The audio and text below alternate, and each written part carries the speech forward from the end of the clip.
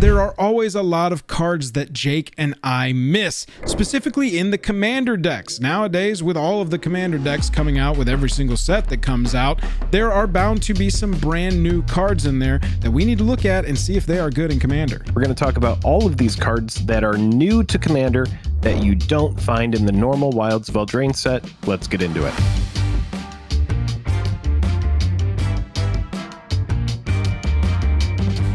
Highest level of gratitude to our patrons who power the channel through Patreon. Check out the Patreon link in the description to learn about monthly giveaways, VIP Discord access, and even our official playmat. Hello and welcome to the day. Thank you for spending your ox with us. I'm Jake. I'm Cat Bird Joel. Welcome back to another episode of Jake and Joel are Magic. We got 24 cards. We're just jumping right in. These are commander deck exclusives, or those commander cards that are weird and pop up in set boosters, but they're not reprints. They're brand new. Liberated livestock, Jake. 6 mana, 4/6. When it dies, nothing else, but when it dies, create a 1/1 white cat creature token with lifelink, a 1/1 white bird creature token with flying, a 2/4 white ox creature token. For each of those tokens, you may put an aura card from your hand, and this is the critical part, and or your graveyard onto the battlefield attached to it. Imagine a liberated livestock dying, a little 1/1 white cat creature token with lifelink being formed, and then that 1/1 white cat creature token being inscripted into the Eldrazi army and suddenly being a cat with Annihilator. That would be every part of my best dreams. Yeah, and then all of a sudden you, for some reason, have like a fervor or a way to give everything haste all at once, and you've sacrificed this thing into a, I don't know, an Ashnod's altar. Yeah, there's a lot of ways to abuse this card, and what's funny about this card is it doesn't get exiled. So if you can get it back and forth from your graveyard and play it again and again, you can really build a board quickly. This is an expensive card, but it seems pretty power crept. No. It's pretty crazy. Yeah, exactly. You're talking to my reanimator heart, Jake. I want to get this thing in the graveyard as soon as possible. I want to reanimate it in my little black-white auras, maybe my Ariette deck that's got a little reanimator sub package. Oh, baby. Liberated livestock. I'm probably more excited for that one than it deserves. Ox Drover. We got a lot of ox in this one, Jake. Yeah, 1 white, 3 other here for 4/4 creature human peasant. Vigilance. Ox Drover can't be blocked by oxen. When Ox Drover enters the battlefield or attacks, target opponent creates a 2/4 white ox creature token and you draw a card. So kind of interesting little action going on here. We have a Vigi 4/4. It can't be blocked by oxen. And when it ETBs or attacks, target opponent creates a 2/4. So it's got a little bit of a group hug, kind of political feel going on about it. You got to think where you want to put this, but really, really interesting design here. How do you feel about this one, Joel? I like that second line of text, because if the downside of an ETB, number one, let's talk about this. Just a 4/4 Vigi for 4 that ETBs and draws a card. It's like, oh, wow. That's not that bad. It cantrips. Right. Yeah. It's not terrible. Yeah. Yep. But this one on every attack trigger is also going to net you a card, which if you're in a deck with the right colors and you're starved off of good card draw, then that's a route you may want to go. The downside being give them a 2/4 and then also giving me the caveat that those 2/4s can't block my Ox Drover. I think it's a fun, again, just giving white more card draw is going to get it to a critical mass of card draw where there will be enough good spells to make card draw happen in white, and we won't have to have that conversation anymore. Sure. Songbird's Blessing, 4 mana aura. You'll tell that one of the 2 commander decks printed with this set was an aura deck and one was a fairy deck. So you're going to see those themes a lot. We'll try and navigate you whether the cards should be specifically only in those archetypes, auras or fairies, or if they might have some play outside of that, like our Ox that lets us draw cards. Don't really need any other archetypes to play with that card, just kind of does its thing. This one, though, enchants a creature, and whenever the enchanted creature attacks, you reveal cards from the top of your library until you reveal an aura card. You can put that card onto the battlefield. If you don't, it goes into your hand. So if you don't need it, I mean, there are, and then the rest of the cards that you reveal go on the bottom. This is such a strong card to me. You're going to drop this. It's only for an aura deck, so we'll go ahead and answer that question. But auras can be removal, auras can be pump, and so the fact that you can have a creature ready to attack, drop the Songbird's Blessing on them, go to attacks, attack trigger, go get an aura, either remove a blocker before that blocker gets to be declared, or pump up our Songbird blessed creature even more. I love how this digs down and always is going to hit. It doesn't just like look at the top three, you know? Right. It does dig down. It's a little bit chaotic, and that's a little bit of the drawback, because you don't really know exactly what you're going to get in the moment, but it does offer velocity, which is very strong. So it's just an enchant aura that goes and grabs more auras and come into it. Yeah. Free cards, especially in that archetype. Jake, I think this is one of my favorite cards in the whole group here. Fun card here. Unfinished Business. 2 white and 3 other for sorcery. Return target creature card from your graveyard to the battlefield. Then return up to 2 target aura and or equipment cards from your graveyard to the battlefield attached to that creature. 2. So this is like a resurrection type spell. It's something back from the yard, suited up. It's ready to go. It feels very, again, power crept, very pushed, just super strong. Stuff does need to be in the graveyard, so it's a card that you want to play late, probably after a couple board wipes have happened and hopefully your graveyard hasn't been exiled. But you know, you can have a little thing about each card as to why you shouldn't play it. This card seems very strong and definitely worth considering if you're in the right deck. The return on mana for returning a creature from the graveyard to the battlefield has typically been 5. Yeah, it's typically been 5. It's kind of been power creeping down into the 4 range lately, and 5 comes with like, it also gets haste or it gets a lifelink count or something like that. Unfinished Business at 5 is crazy. I know the double white pip is there, but who cares? Creature card right from the graveyard onto the battlefield. And then, I mean, I'm looking at this as like getting around equip costs too. Something like Colossus Hammer does some of the biggest power toughness raise, but the equip is mighty. And so if you've got Colossus Hammer in your graveyard, you figured out how to self-mill, or you've used something like Faithless Looting effects to draw and discard stuff because you know you've got a lot of resurrection led by Unfinished Business. This is just such a cool card to me. It only belongs in aura equipment decks, right? Because you want to really take full advantage of this. But I mean, 5 mana for a return in colors that might not have that, it might be worth a look, even if you're not looking at auras and equipment, really. If you are playing blue, now that we've made it past the white cards, we do have Archmage of Echoes, 1 blue, 4 other for a 4/4 Fairy Wizard. Getting into that fairies archetype Joel was talking about. Flying, ward 2. And whenever you cast a fairy or wizard permanent spell, copy it. The copy becomes a token.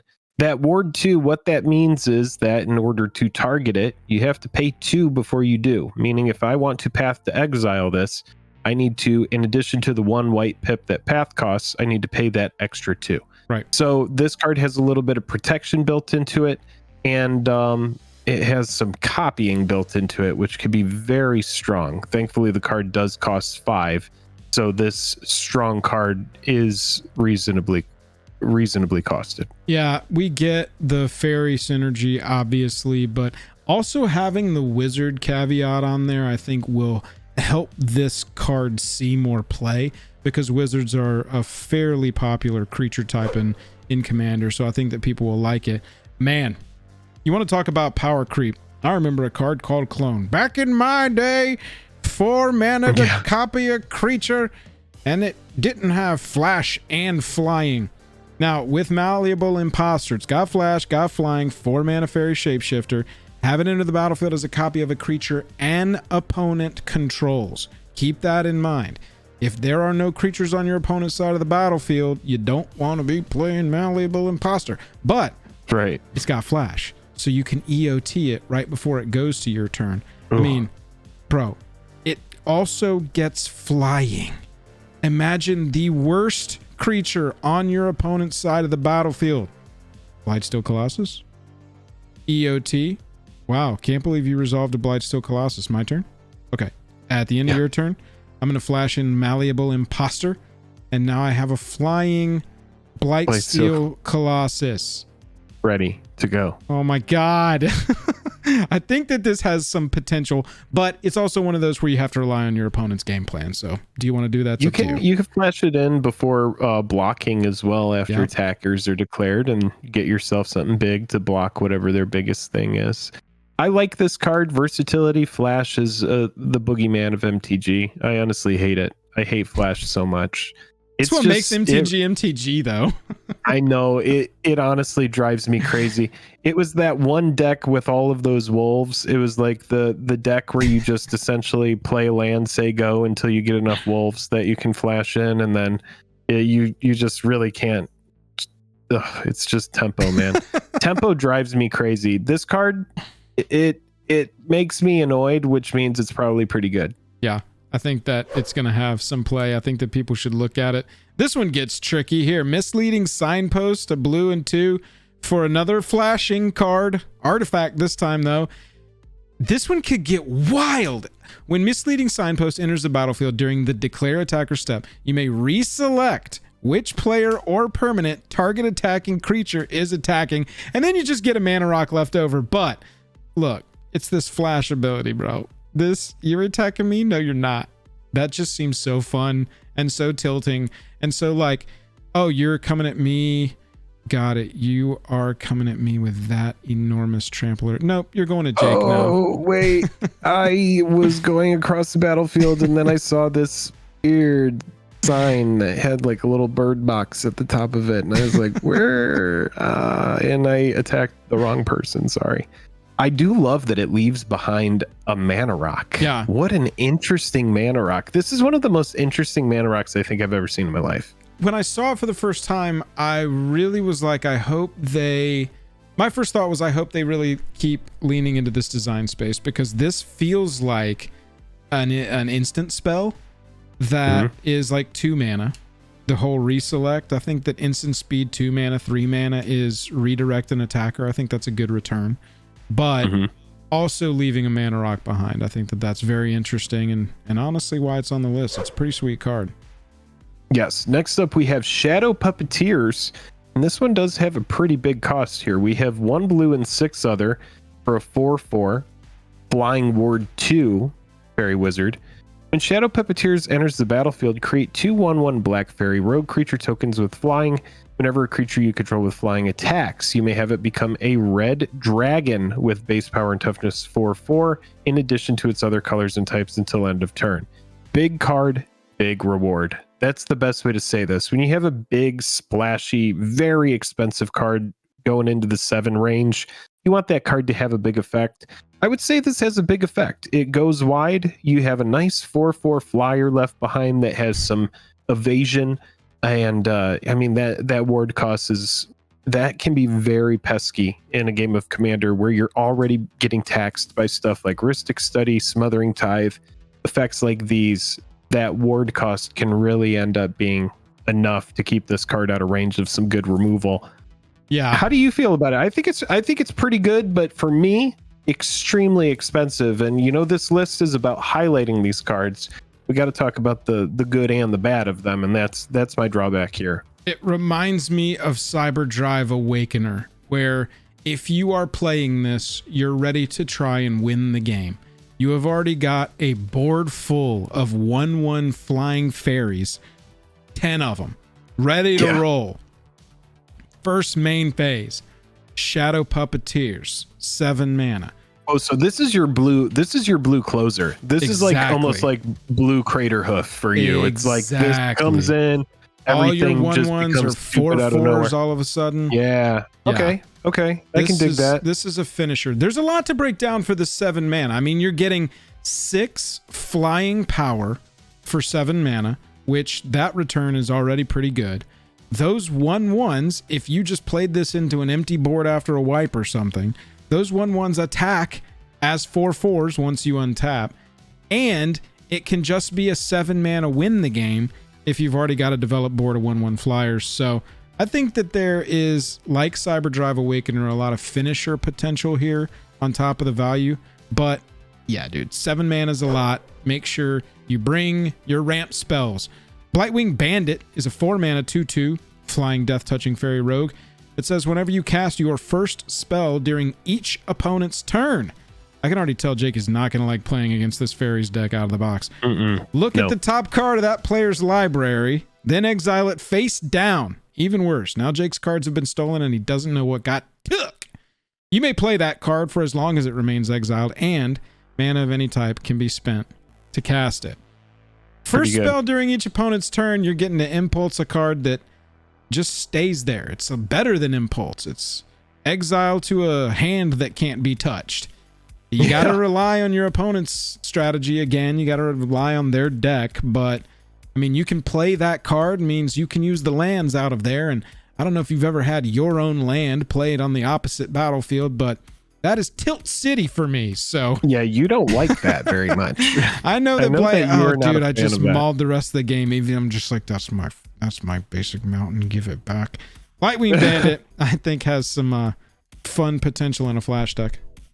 Yeah, I think this card is really cool. I do love being able to take stuff from my opponent. I do hate when it happens to me, but I can see where this card has the wings to get it done.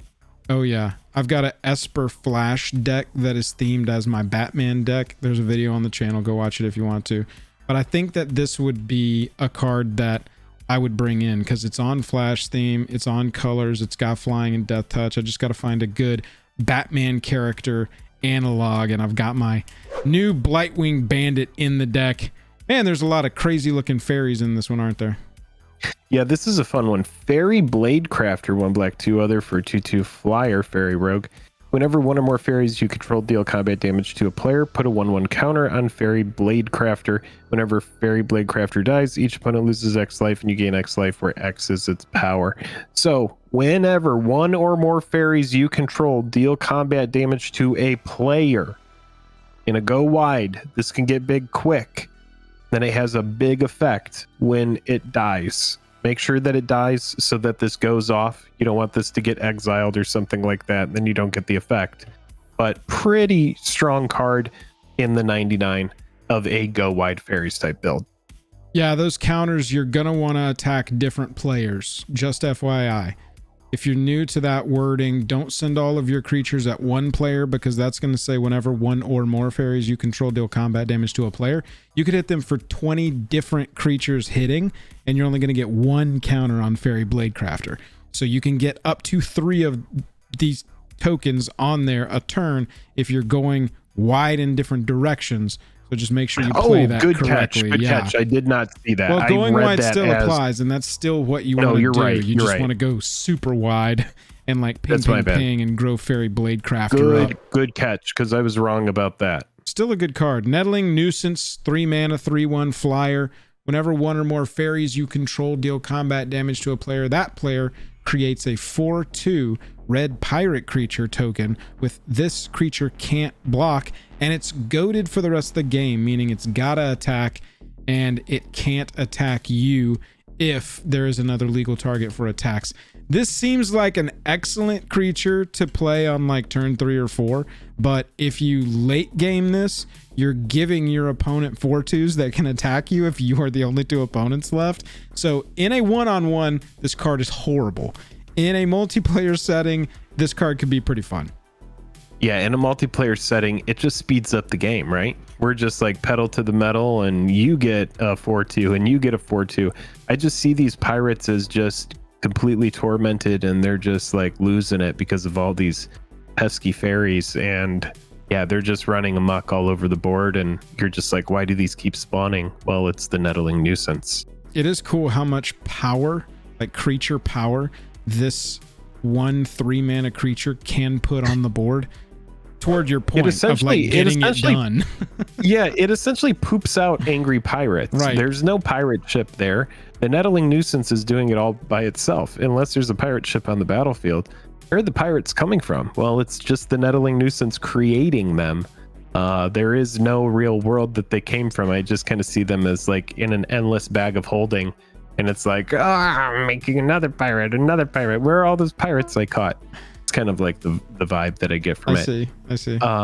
Tegwill's Scouring, 2 black, 4 other sorcery. You may cast Tegwill's Scouring as though it had flash by tapping 3 untapped creatures you control with flying, in addition to paying its other costs. Destroy all creatures, create 3 1/1 black fairy rogue creature tokens with flying. First part of the card does not need fairies. It needs flyers. Second part of the card, after you destroy all creatures, it's leaving behind 3 flying power across 3 bodies. That's a pretty strong effect on a board wipe, even if it is a 6-cost board wipe. Yeah, especially when you could EOT this or respond with this if you already have 3 flyers on the battlefield. Yes. It's a pretty sweet board wipe for specifically flying creature decks, and so it's fairly narrow. Those decks, I think, are going to want it. Obviously, it's not really playable super in other decks.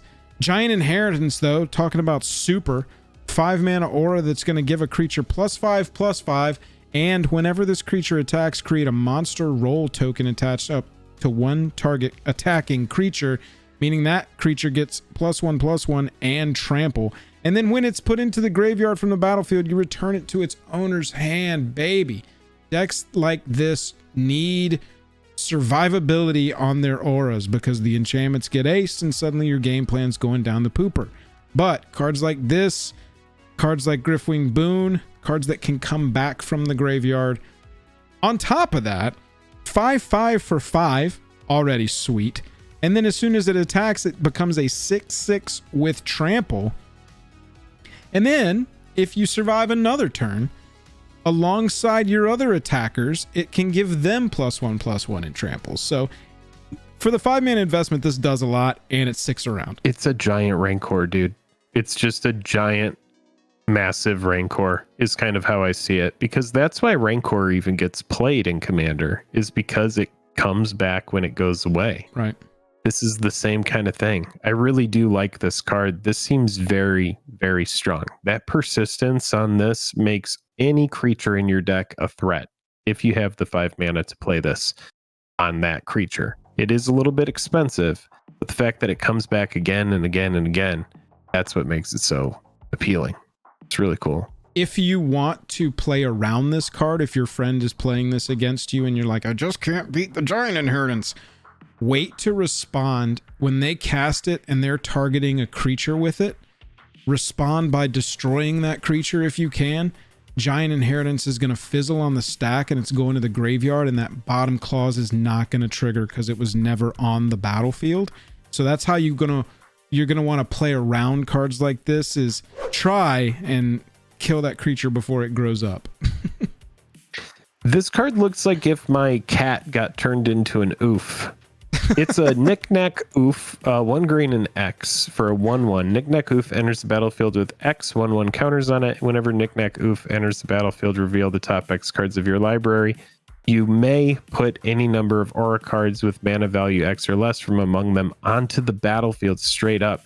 Then put all cards revealed this way that weren't put onto the battlefield on the bottom of your library in a random order. That's fine. We see that text all the time. Yeah, just big effect here. Big effect. Yeah, got to get a little lucky, but I mean, if you dump 6 mana, let's say you dump 5 into this, so it's a 6-cost creature, right? We'll analyze this as the top of your curve kind of creature. Comes in as a 5/5, digs down 5 cards in your library, and pulls all auras in those 5 that are 5 or less, which most played auras are. There's exceptions, but a lot of them are 5 or less. Right onto the battlefield. So this has potential. This is kind of like a slot machine here. You're going to pull the handle. You're going to dump all your mana into it. You're going to create one big, silly looking, oofy. I think this is a picture of Jake as a baby. And then you're going to just hope that you hit some hot shit auras, dump them on there. I'm looking for trample and haste personally, and I want to get to it. It gets much better late game. Oh, yeah. Because you want that effect when it can be big and splashy and, like, I would say 6 or more. Right. You know, you just want to like dump everything into this and go get stuff. But yeah, earlier leaves something to be desired. It's a mid to late game card for sure. Oh, 100%. I have to agree with you on that. Loamcrafter Fawn, though, 3 mana, 3/3 ETBs. You can discard 1 or more land cards, and when you do, return up to that many target non-land permanent cards from your graveyard to your hand. It's just a little late game swap. Talking about, I'd say mid to late game too. If you get flooded out mid game, play Loamcrafter, pitch all the lands. In this case, go get any non-land permanent cards from your graveyard that have already been used. Super good late game card. I like how this card scales up with the length of the game. This also scales nicely with however competitive your deck is, which is really cool because you're converting. If like for example, I've got my Loamcrafter Fawn in the deck, right? And I'm building this board state and I have a couple combo pieces that are in the yard. And I know that because I'm going to get to return non-land permanent, which is a pretty big deal, right? It's not like we're grabbing a creature, we're grabbing a non-land permanent. Then I know to just hold on to, 2 or 3 lands or whatever my combo is, whatever I'm expecting. And then when we do get Loamcrafter Fawn, get that ETB converted into whatever my combo pieces are, pitch those lands because I know the card is in the deck. This just seems like it's casual and it seems sweaty. I like this card. I like that it's only 3 costs too. It's pretty good. Yeah, that one seems pretty sweet. Timber Paladin. This is another card that scales up with the game. It's pretty sweet.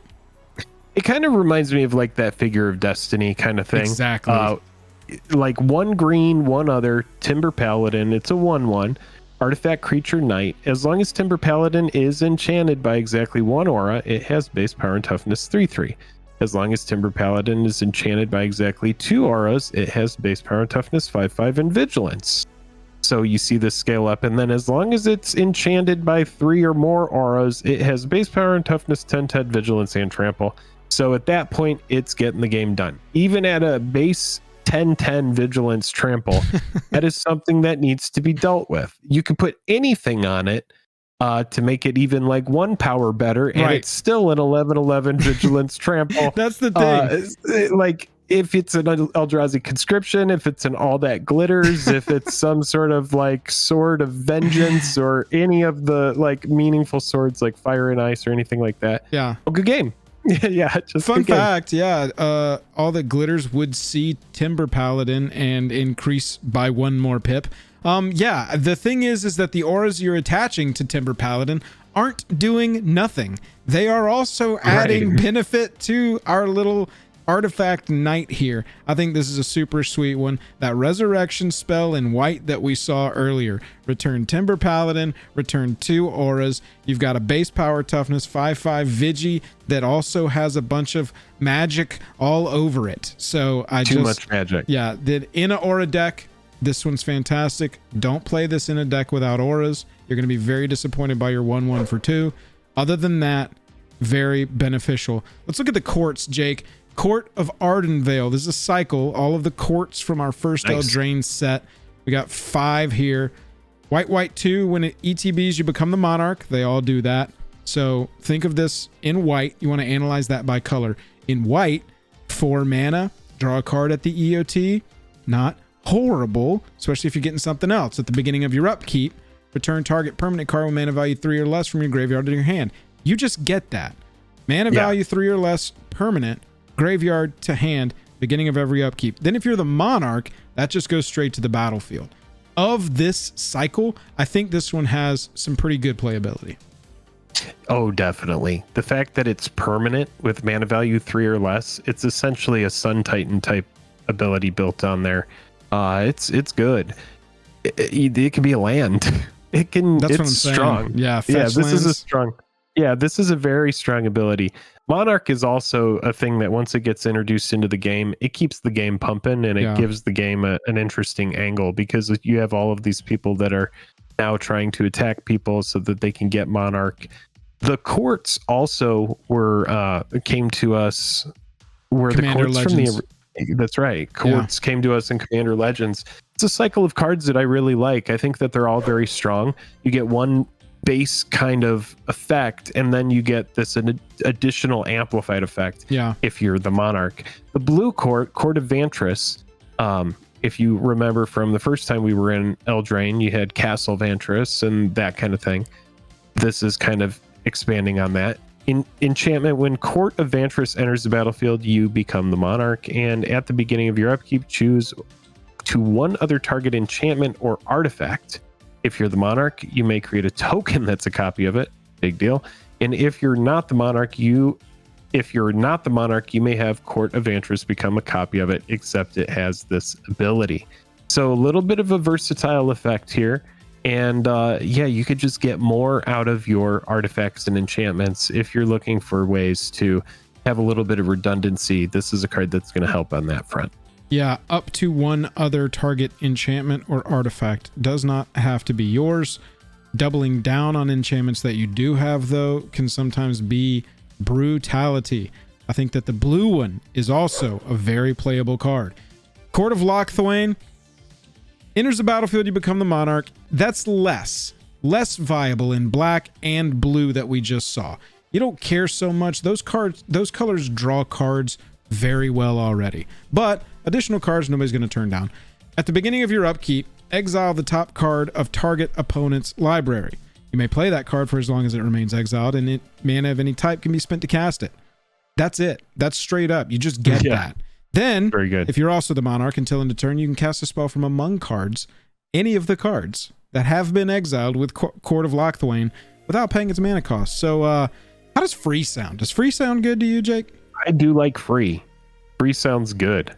Also, the art on this one is just killer. I think that this is an excellent cycle, just like abilities, mana costs, art, top to bottom. Real big fan. But so far, Jake, these three courts, very, very strong, very, very playable in many decks. Next one, let's talk about the red court. 2 red, 2 other for the Court of Embereth. It's an enchantment that says when it enters the battlefield, you become the monarch. At the beginning of your upkeep, better in red. Yeah, better in red.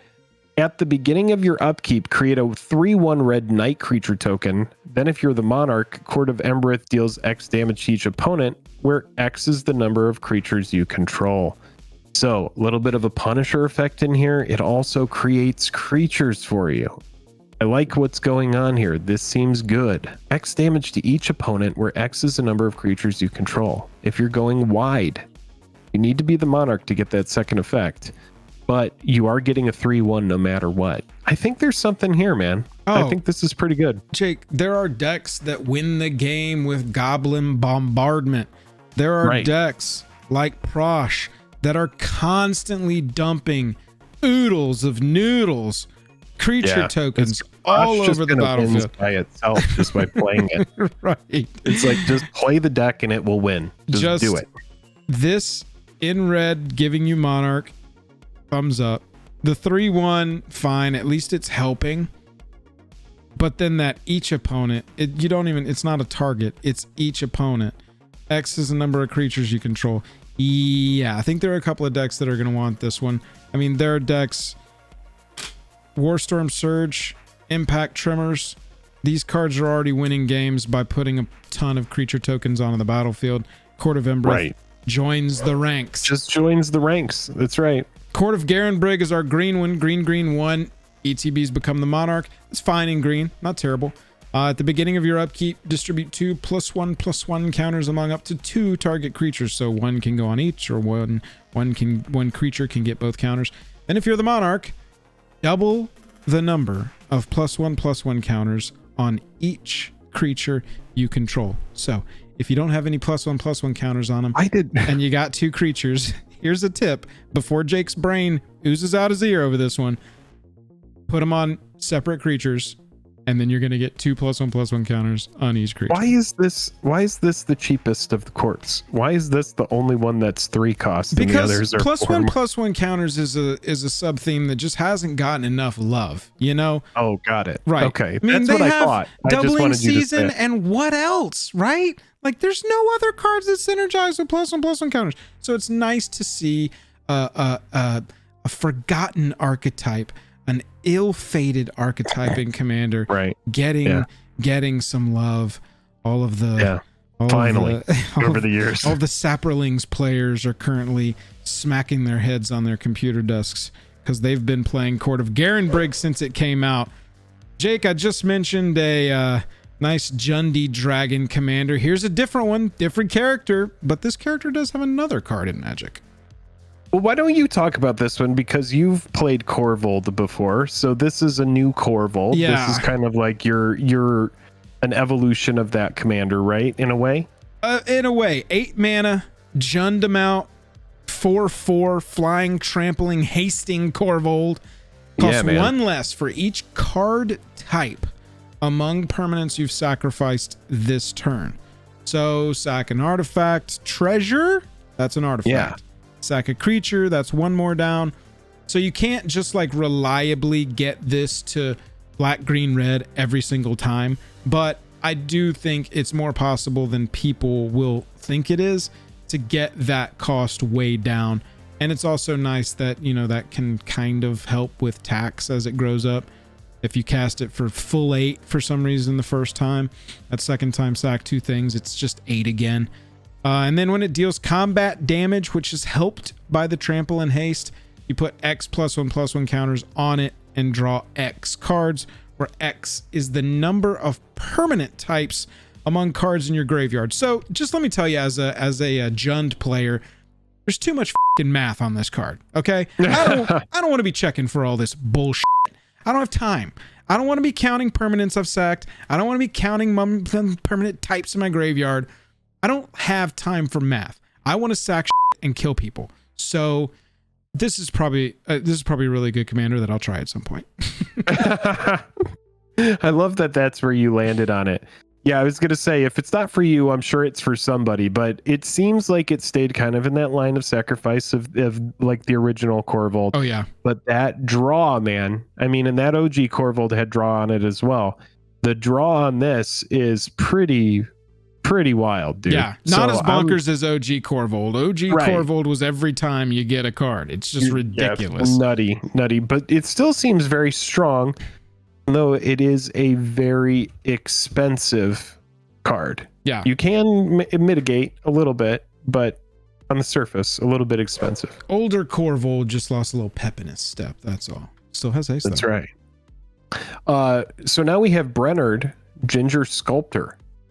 So this is somebody who is kind of like really into gingerbread creatures. If you like gingerbread, this might be for you. Legendary creature, Human Artificer. Each creature you control that's a food or a golem gets +2/+2 and has trample. Bringing your food to life, baby. If you like to play with your food. If you like to play with your food, if you like gingerbread, this is definitely for you. Brener. Whenever another non-token creature you control dies, you may exile it. If you do, create a token that's a copy of that creature, except it's a 1/1 food golem artifact creature in addition to its other types, and it has pay 2 and tap, sacrifice this artifact, you gain 3 life, which is kind of like the mechanic that we've come to know and love over the years. This is a card that 1,000,000% looks fun. It looks like it's got a lot going on. Academy Manufactor is just like, yes, please. It seems strong, dude. What do you think? I'm kind of like... It looks very pesky because this second line here, whenever another non-token creature you control dies, exile it, create a token that's a copy. Getting creatures back that your opponents have dealt with is such a pain in their ass. And it comes in as a 3/3 with trample. That ain't superb, but you're getting that creature back. And so there's a lot of shenanigans with creatures dying and them coming back as tokens. You're getting that ETB again, if that was a thing. It just seems like this is the sort of pesky Bant commander that would sit down across the table from me and I'd be like, okay, somebody likes gingerbread men. Glad that you've got a commander speaking to you, pal. But I would dismiss it, but then it would probably kick my ass. You know what I'm saying? Because I would just be like, wow, there's too much value on the field. Anything I kill comes back. It's just... It is in Bant too, which are notoriously pesky colors. Oh, yeah. Yeah. Brenner's going to be interesting. Also, Golem. If there's like a Golem creature type deck that you want to build, you've got a Bant commander for it now. And we've also got the Throne of Eldraine. You've got a knight for each court kneeling there before the empty throne. If you don't know about the story, you're just like me. I think the king and queen are dead. Enters the battlefield, choose a color. 5 mana legendary artifact. Enters the battlefield, choose a color. Tap it to add 4 mana of the chosen color, only to cast monocolor spells of that color. Pay 3, draw 2 cards, spend only mana of the chosen color to activate this ability. So it's interesting how this 5-color representation on the art really means this card should go in a monocolored deck and not in a 5-color deck. Maximum 2 colors with this card. Interesting observation. Correct. Maximum 2 colors. I was thinking that right out the gate, because anything outside of that, and then you just have too many times where this is just going to be a dead card. Hate that. Because that ability is huge. Add 4 mana of the chosen color at tap. Right. On a 5 cost. I mean, that's a pretty big way to get the big mana. Spend this mana only to cast monocolored spells of that color. Monocolored. So yes, if you pick blue, you're tapping this and you're casting a cryptic command all by itself, right? You're just like, boom, cryptic command just by tapping my Throne of Eldraine. Yeah. Outside of those situations, it does get a little bit narrow and it does get a little bit dicey. But it'll fulfill that role so hard. I think of the mono red decks that just want to, like, you know, cast all the spells that just add red pips to their mana, and then cast this. Mono black, any of my, you know, my old mono black big mana exsanguinate them out kind of deck. This absolutely plays in there. It's an interesting, it's another interesting artifact like the one we got in Warhammer 40k that seems specifically designed for monocolor decks. And so it's cool that those types of decks are getting some pieces that can kind of raise those up in the rankings. I think so. And I don't think we should ignore that draw 2, spend only mana of the chosen color to activate this ability. Being able to tap 3 to draw 2, that's not that bad. I know like tapping 3 mana, maybe you should have spent that mana on something else. But there are often times where sometimes you just have that much mana left over. So if you have that mana, this can be a really good engine for keeping your hand full. If you've made it this far and you're not subscribed, come on, what are you doing? Help us out. Click the button. Yes, if you enjoy these videos, help us out by clicking like and subscribe. Help push the video to YouTube, show YouTube that other people want to see it. We hope you enjoyed this list. Let us know if there's anything you think we missed. Let us know what you want us to cover in the future. Leave it in the comments, and we'll catch you then. Goodbye.